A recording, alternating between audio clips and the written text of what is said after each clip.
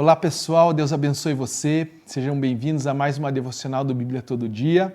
Hoje vamos conversar sobre o capítulo 7, 8 e 9 de Atos dos Apóstolos.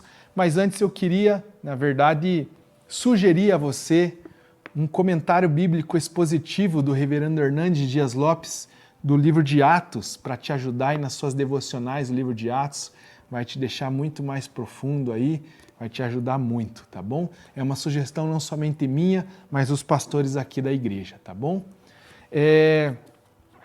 Então, você percebeu no capítulo 6 ali que diáconos são instituídos, um deles é Estevão. Estevão, um homem que não ajudava somente na assistência da cesta básica para as famílias necessitadas e para as viúvas, mas pregava o evangelho também poderosamente. Por conta disso foi apedrejado, né? A igreja ainda num cenário de perseguição, mas esse foi o estopim para uma perseguição generalizada, né? Estevão vê o Filho do Homem em pé, à destra de Deus, quando vê os céus abertos. É interessante porque as Escrituras dizem que Jesus está assentado à destra de Deus, mas para receber aquele que morre.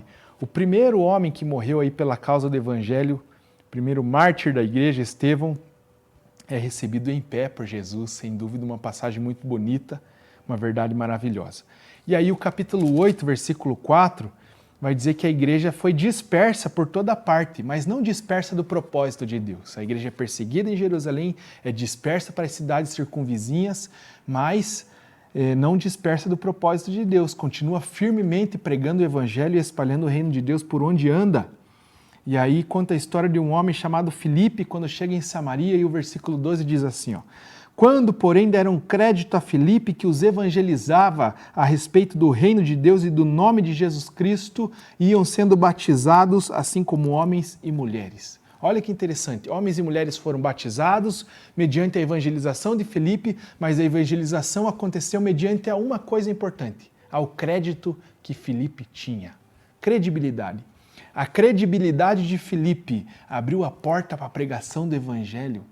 Olha que coisa interessante, a maneira como Filipe se relacionava e vivia, o que a sua vida mostrava, deu a ele o direito, deu a ele a oportunidade de pregar o evangelho naquele lugar. Se a credibilidade de Filipe abriu a porta para a pregação do evangelho, muitas pessoas, a credibilidade da vida de muitas pessoas tem fechado a porta para a pregação do evangelho. Por isso é importante que a nossa vida pregue não somente aos ouvidos dos homens, mas também aos seus olhos. A vida de Filipe transmitiu o evangelho. Você vai ver isso no capítulo 8, versículo 6, que multidões viam e assistiam, ouvindo e vendo os sinais que ele operava. A sua vida pregava o evangelho. É necessário que a nossa vida, irmãos, confirme, afirme que a palavra do evangelho é verdade. É claro que Deus pode pegar essa pregação que a gente faz de uma maneira poderosa, convencer o ouvinte. Ele não depende de nós para isso, porque essa é uma obra do Espírito Santo. Mas quando a nossa vida não concorda, quando a nossa vida desprega aquilo que a nossa boca fala, essa pregação é descredibilizada no ouvido das pessoas. Ela não tem crédito, ela não é respeitada. Inclusive, o pregador pode servir como um empecilho, um motivo para aquele ouvinte não crer no evangelho. Por quê? Porque o ouvinte pode pensar consigo mesmo, se essa palavra fosse tão verdade e promovesse todas as coisas que ele diz, a própria vida dele seria um alvo, uma prova viva disso. Por isso é importante falarmos não somente aos ouvidos dos homens, mas aos olhos deles. As pessoas precisam ver na nossa vida que essa palavra é verdade. A segunda coisa que me chama a atenção é que o texto diz no verso 13 que um homem chamado Simão abraçou a fé. Quem era Simão? O versículo 10 vai nos dizer. Era um mágico, um ilusionista que manipulava muitas pessoas ali. O versículo 11 diz que muitos aderiram a ele porque ele iludiu as pessoas com mágica, né? Esse homem abraçou a fé, mas ele abraça a fé com uma intenção errada. O versículo 18, 19 e 20 de Atos vai dizer que ele vê Pedro colocando a mão sobre os que se convertiam e batizando eles com o poder do Espírito Santo. Esse mágico vê Pedro fazendo isso e pensa em seu coração: se eu comprar esse poder, eu não vou mais precisar manipular as pessoas com ilusão, porque eu vou ter de fato um poder para isso. Eu posso colocar a mão sobre as pessoas e manipular elas com esse poder que eu vou derramar sobre elas.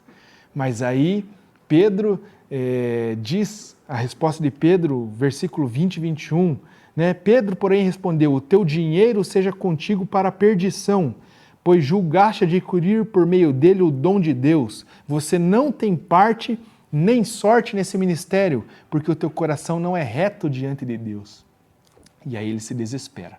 O que eu quero destacar aqui, que esse homem fez a coisa certa, incitado pela motivação errada. Coisa certa, abraçou a fé.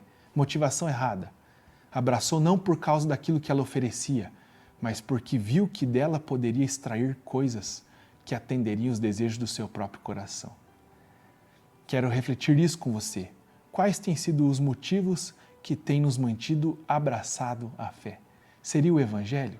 Seria a transformação? Seria a obra de Deus em nós ou aquilo que nós podemos conseguir com ela? Seja dinheiro, realizações pessoais, ambições próprias, porque às vezes a gente quer sustentar através do poder da fé uma vida que Deus quer que a gente pare de ter, não é verdade? Então fica essa reflexão para você. A terceira coisa que me chama a atenção no livro de Atos, capítulo 8, é o batismo de eunuco. Esse homem nem conhecia muito as Escrituras, ele estava lendo Isaías, não entendia de quem estava falando, o texto que ele está lendo ali, Isaías 53, mas Deus coloca Filipe para explicar para ele quem é Jesus a partir desse texto.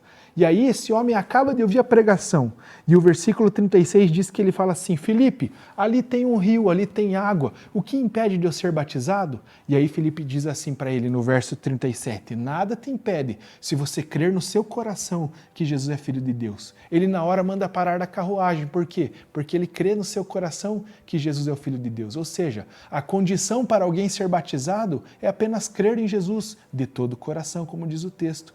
Esse homem não sabia muito de Bíblia, esse homem acabou de se converter, tinha pouco tempo de fé e com certeza tinha muitas coisas que ele precisava se libertar e tratar no seu caráter. Talvez você ainda não se batizou porque não sabe muito de Bíblia, porque ainda não se libertou de algumas coisas e porque ainda se acha novo. Pouco tempo de igreja, mas esse homem tinha pouco tempo de igreja, muitas coisas para se libertar e muita coisa para aprender, mas ele tinha aquilo que era necessário para se batizar. Certeza no seu coração de que Jesus era o Filho de Deus e o Salvador dos homens. Essa é a condição para o batismo. Se você ainda não se batizou, porque essas três coisas te atrapalham, coisas para lidar, conhecimento bíblico e tempo da fé, quero te dizer, não existe mais empecilho nenhum. Por quê? Porque esse texto está me dizendo que a condição para se batizar é crer de todo o coração em Jesus. Outra coisa que me chama a atenção, capítulo 9, a conversão de Saulo, um perseguidor da igreja, e Jesus, o versículo 15 de Atos capítulo 9 diz que Jesus olha para ele e escolhe ele como um instrumento para levar o nome dele diante dos gentios, perante os gentios, né? Paulo, sem dúvida, Saulo ainda nesse episódio, nesse capítulo, uma mensagem personificada, né, de Jesus a nós. Por quê? Porque ele mostra algumas coisas interessantes. Esse homem, quando Estevão morre, o texto diz que ele consentiu com a morte de Estevão, mas Paulo ainda não se saciou, ele não se satisfez com a morte de Estevão. Saulo, ele queria matar a igreja de Cristo, ele perseguia a igreja e queria matar quanto conseguisse. Ele tinha autorização para encabeçar, organizar a perseguição e a chacina da igreja. Né? O capítulo 9, versículo 1 diz que ele ainda respirava ameaças contra os discípulos do Senhor, ele queria, o seu ministério antes de se converter era matar pessoas, matar a igreja de Cristo. Mas Jesus aparece a ele é batizado, ele crê em Jesus Cristo e uma obra poderosa começa a acontecer na vida dele. A primeira delas, ele deixa de respirar perseguição e passa a ser alvo de perseguição. Ele deixa de alimentar o desejo de matar e passa a ser o alvo de perseguição também. O capítulo 9, versículo 1 diz que ele respira ameaças, mas o verso 24 diz que agora essas ameaças chegaram até ele. Segunda coisa que me chama a atenção, ele deixa de ser um agente de morte porque perseguia e matava os cristãos e se transforma num agente de vida, porque agora começa a pregar o evangelho, versículo 20 do capítulo 9. Logo pregava nas sinagogas a Jesus, afirmando que este é o Filho de Deus. Jesus, na verdade, é aquele que traz vida e vida em abundância. Agora ele é um agente de vida. Né? E a grande lição que fica para nós na conversão de Paulo, e quero terminar esse vídeo, essa devocional com essas lições, a primeira delas, nunca desista de ninguém. Paulo era um assassino dos justos, daqueles que foram santificados por Deus, da igreja de Cristo. E não existe, na verdade, rejeição de Deus por ele. Cristo ofereceu graça e transformação para esse homem. Essa é a primeira coisa que precisamos entender. Não existe buraco que a graça de Deus não alcance os homens. Nunca desista de ninguém. A segunda lição é o quão poderosa é a transformação que Cristo opera na vida de alguém. Transforma um homem assassino num apóstolo extraordinário, cuja vida serve de exemplo inspirador para a igreja da época e para nós nesses dias. Paulo, ele escreveu aproximadamente mais ou menos um quarto dos livros do Novo Testamento. Paulo dizia à igreja: sejam meus seguidores, sejam meus imitadores com segurança, porque eu sou um imitador verdadeiro, legítimo de Cristo. Eu carrego em meu corpo marcas de um verdadeiro seguidor de Jesus. Sejam meus imitadores como eu sou de Cristo. Então isso mostra como a transformação que Cristo promove na vida das pessoas é poderosa e grande. Que Deus abençoe você em nome de Jesus. No próximo vídeo nós vamos falar sobre os capítulos 10, 11 e 12 de Atos dos Apóstolos.